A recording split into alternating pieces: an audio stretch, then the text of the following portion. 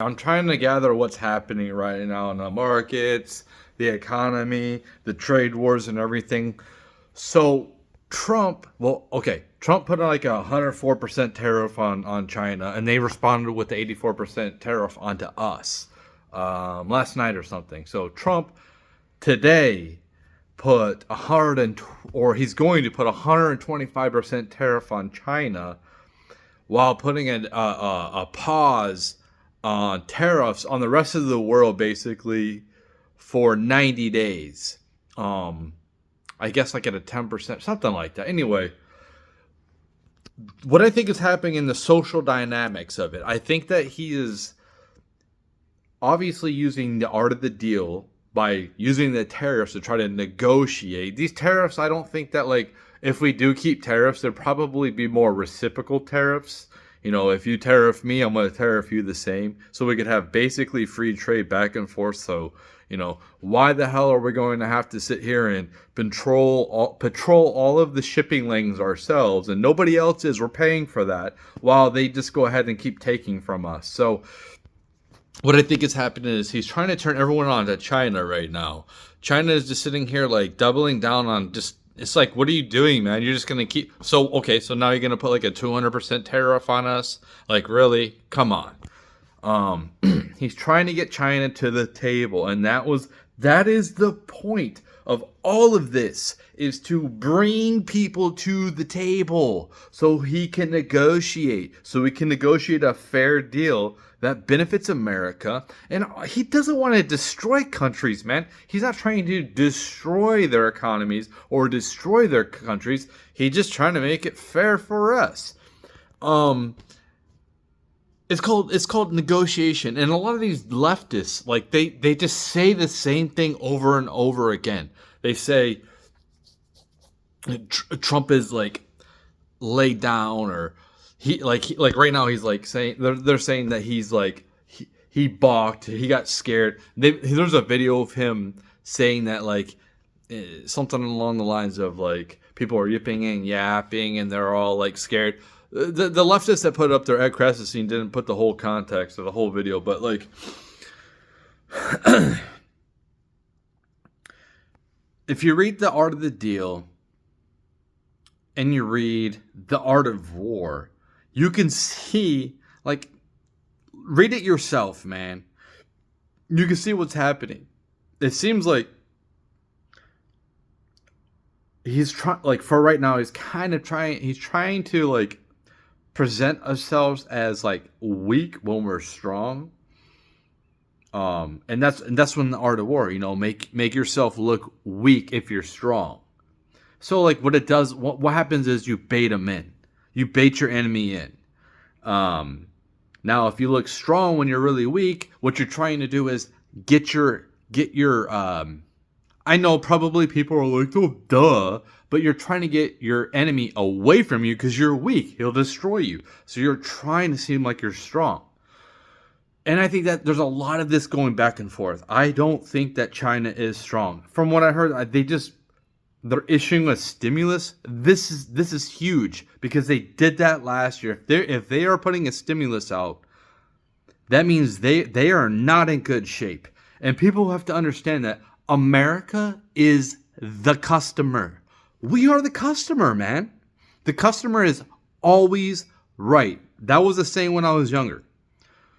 China doesn't have anybody else they can offload their goods to in this world besides us. They don't have the resources we have. They don't have the infrastructure. They don't have, the high technology infrastructure that we have to buy their products. China seems like they're going more towards like high technology, more so than like manufacturing clothes and probably like toys and stuff like that, like little things. It seems like they're kind of like trying to offshore their stuff to India. There's reports coming out that China is lying about their population. For the longest time, it was 2 billion. And for the longest time, even till recently, I thought they had like at least 1.5 billion people. But there's reports coming out that they probably have 400 million to like 800 million. Like, that's a lot less than 100, like 1.5 billion. That's a lot less people.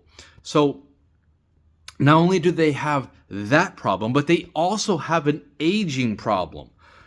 They're not having kids. They're having a demographic collapse as well. The problem with China is nobody fucking wants them to immigrate there. That's the problem, because like they're so authoritarian. That's why everyone wants to come here. So even if we have a demographic collapse, we can still import people here that want to come here. I would love to live in China if it wasn't authoritarian. It seems like a really, really cool place. But since they want to put their thumb or the boot on everyone, since they're kind of like a communist type of hybrid, whatever the hell they're like. This is the way I kind of look at it, and this is just like, this is not like, it's very simple. I mean, I try to make things very simple.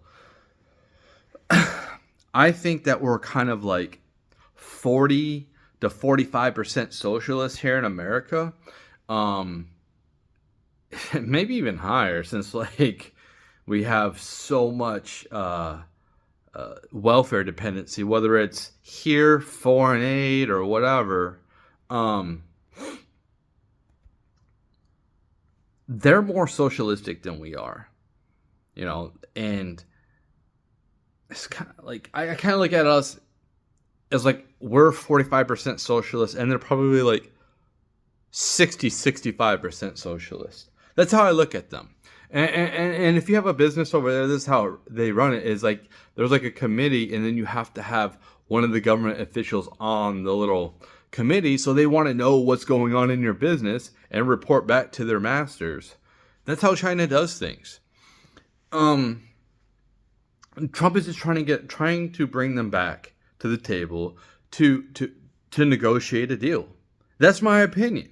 I don't think that these are long-term tariffs. I don't think that even if like Trump was to sit here, like China was to put down a $200% tariff, and we put like a 400%. I don't think these are long-lasting.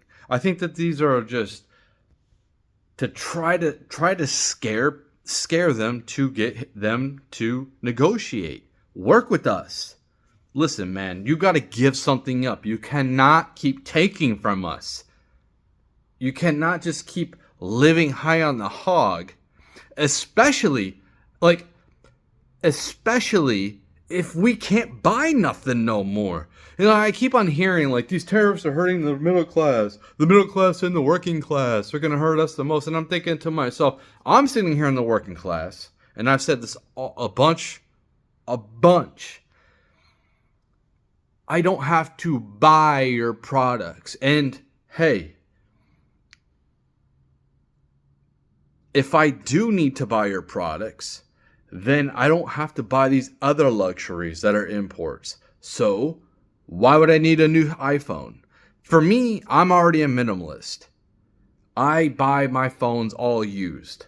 I haven't bought a new phone since it was like Samsung 2, whenever the hell that was, like 15 years ago. I buy my phones used off the internet, man. That's what I do. But if you need brand new products, you're going to pay the high tariff. You're going to pay. Or you can be like, I just, instead of getting that Nike shirt that's $100 now, I'm going to go to a thrift store and get a Nike shirt. Might not be the one I want, but it's still like what I need. I don't think this is long term. I really don't. And I don't think that we're going to have a long-term recession. I don't think we're going to have a depression. I was having a debate earlier with Grok, and I was bringing up things, like the future, like, when the baby boomers retire, how are we going to pay for them, their Social Security, this and that, and like talking about, like basically like when our dollar's gonna be hyperinflated. The Grok was telling me like 2050, and then I started bringing up how we're having a demographic collapse, and how the baby boomers, it said basically, how our budget is like 7 trillion a year. Our budget can go up to 8 to 10 trillion. It's not going to go up as quick as I said. I've been saying like it go up to 15. That's a little bit extreme, but these people that are all retiring, we owe them. The money is gone. Whatever money like they were trying to like a savings account for Social Security is gone. So like you have to, if you want to keep welfare going, if you want to keep Social Security going, which is basically welfare now, you have to tax the shit out of people. Who is going to get taxed the shit out of to be able to pay for these programs and these things? And yes, baby boomers, I paid into Social Security my whole life.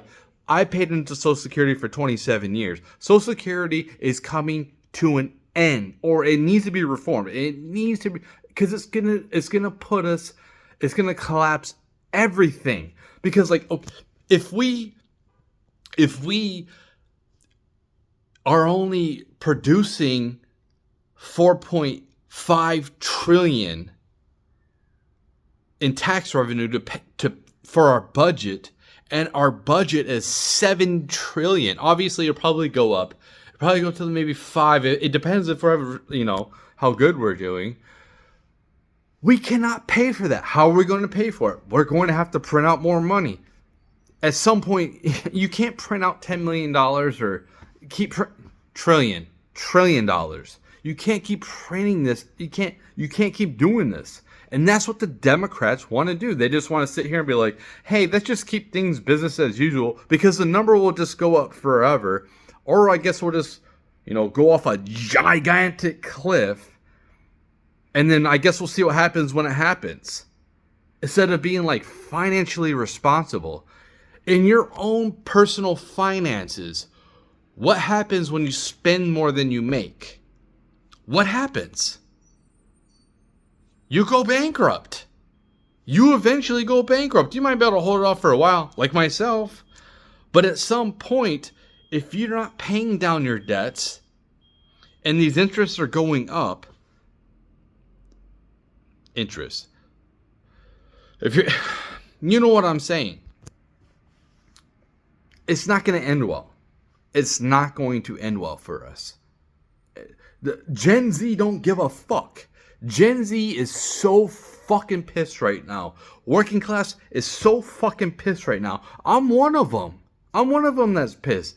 I don't want to see people acting out like Luigi. And people will, if we continue to do nothing and continue just to let our wealth go away. What do people expect? Like these boomers or older people, which I don't want to see suffer. I just want these people to wake up and understand, like, put your grandkids first.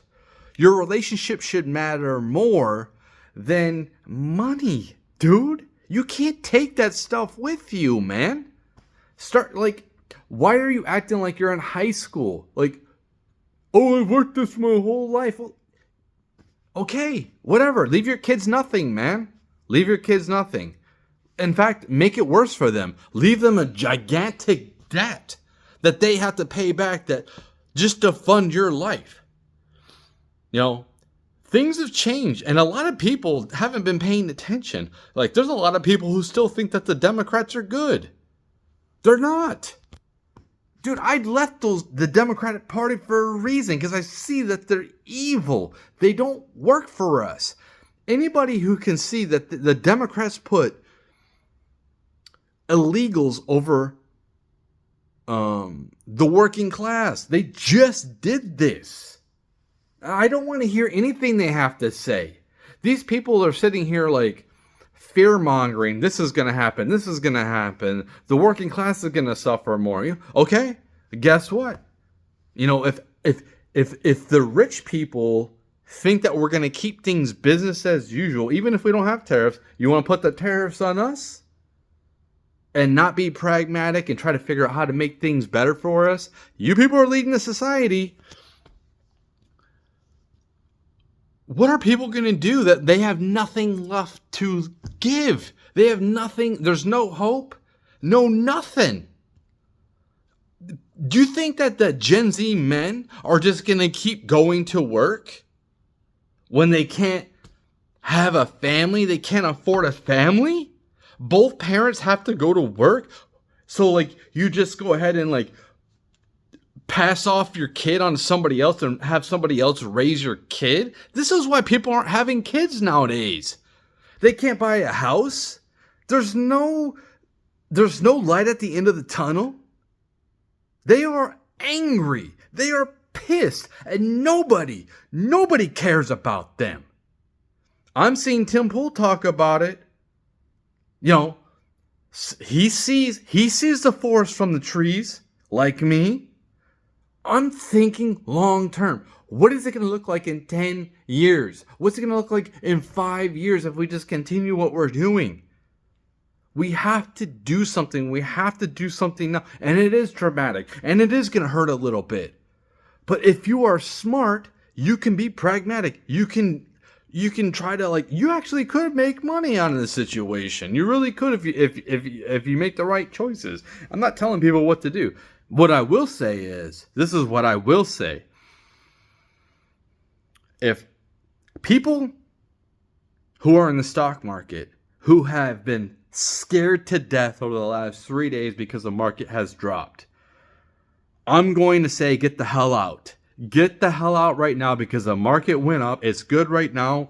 Maybe you made a little bit, maybe you lost a little bit. But get out now. Don't go back in. Figure something out. Go into something that you feel is more safe because the stock market is volatile. Bitcoin is volatile. These are volatile assets now. And if you don't have the balls to understand that markets go down for a little bit, then they go back up. And I only lose if I sell. Don't over leverage yourself. Just like I tried to say, I had some money, you know, $5,000 in Bitcoin, and I'm thinking, damn, what if Bitcoin drops to 30 grand? So that $5,000, when I really need it in a couple of months, is now $9,000, $900, or like $1,500. And then I have to go into other assets and start selling at a way cheaper. If you're going to be in the markets, you need to pay attention every single day, basically. You got to pay attention in the news. You got to pay attention to all this shit. A lot of people aren't cut out for this. That's why the rich people own it all. They have experts. You know, they know this stuff. Like this is all they do. They don't have regular jobs like us. You know, they got nannies and all this stuff to take care of their kids for them because they don't want to do it themselves. I'm not saying all, but there's a lot of them. They don't have to clean their houses. They don't have to spend time to go to the store to get food. Like they have people that do that for them, so they can sit there and just focus just on all of this crap. Which, you know, I spent like, you know, when everybody was going, doesn't matter. When we're having the lockdowns and everyone could stay home and everything, well, I was sitting here learning about economics. Do I know everything about economics? Hell no. You know why? Because, like, nobody knows everything about economics. If you look at finances, like, there's a lot to know. Okay? There's a ton to know. And then it's just like, for me, I just want to know, like, the basic general stuff about things. I don't care about like the details about things because I'm not going to remember it all. There's plenty of other interests I have besides finances. I'm not a specialist. So like, yeah, don't listen to me for finances. And in fact, you know what? I only made $41K last year. I'm poor. So like, you know, but what I do see, I'm just looking at on the outside and I'm saying like, I had Bitcoin. I went into Bitcoin when it was 17 grand. It went up to 66 grand and back down to 16 grand. I stopped paying attention to Bitcoin for a little bit. Kept my stuff on an exchange. Not all of it, but I kept some of my Bitcoin on an exchange. It was stolen from me when BlackRock went out, BlockFi went out of business. Because I wasn't paying attention. So, like, everyone's all freaking out Everyone's freaking out. We're going to have a recession. We're going to have a depression. I'm sitting here like, I really don't think so, man. I really don't like, okay, we might have a recession for sure, you know, and I don't think it's going to hit every single sector. I think that some sectors might do better than other sectors. I don't know. And people are like, oh, it's hitting small business the worst. Like, well, guess what? You know what you have as a small business? If you have a small business, you have an advantage of being able to pivot to something else. So it's kind of like, you know, how Gen Z is living right now, how they're working all these gig jobs to get income. You know, that's something that, you know, small businesses should do. Maybe they should try to figure out like different streams of income to come in to compensate for like the loss of their primary income of what they do. And you can do that. Like the example of somebody I was talking to the other day was like, he constructs houses for his business. He's an owner. And I was like, well, you know, during downtime, you can like pivot to something else, like lawn care or something like that. And I understand there's an investment. Like this is why I don't want to own a business, because I don't want to be responsible for other people like that, because I don't want to have to think of like, dang, man, I have to come up with like creative ways to try to keep my business afloat during like crazy times like this. And people all hating on Trump right now, saying, oh, he's causing this. Like, this was going to happen either way. Whether it's right now, a year from now, like, we were going to have stock market chaos. Like, all of this was going to happen. Anybody that knows about markets or anything like that knows we were due for a massive correction with all the money we printed out. There was something was going to happen where stuff eventually breaks.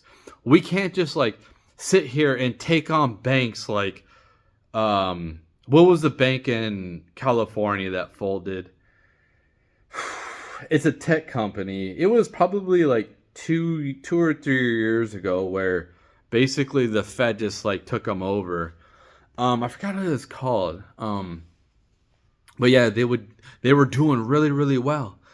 And then they weren't, because I think from what I remember, like they possibly invested correctly when it comes to like, you know, long-term bonds or something. I forget exactly, man. And this is why I don't really care about the details about everything and becoming a specialist, because I don't remember every single thing.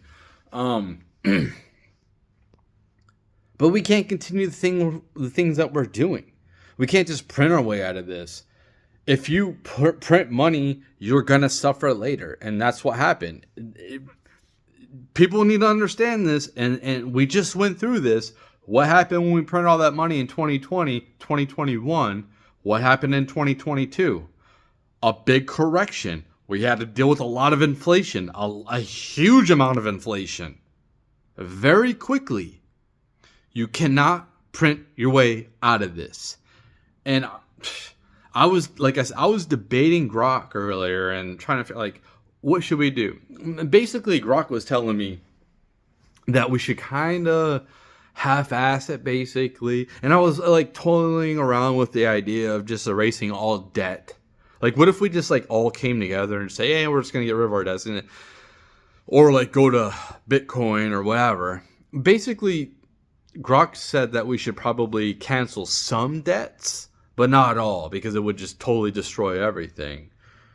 So yeah, you know, that's where we're at. If you're in the markets, whether it's Bitcoin or whatever, even excuse me, even like owning a house, like the housing market's I think it's probably gonna have, you know, probably gonna go down in prices. So, and it's just it's crazy, it's wild, and it's too hard to plan too far in advance. So can't have a 20-year plan like back in the old days. Can't have a 10-year plan. Can't even really have a 5-year plan at this point. But yeah, it's crazy. So, anyways, that's it.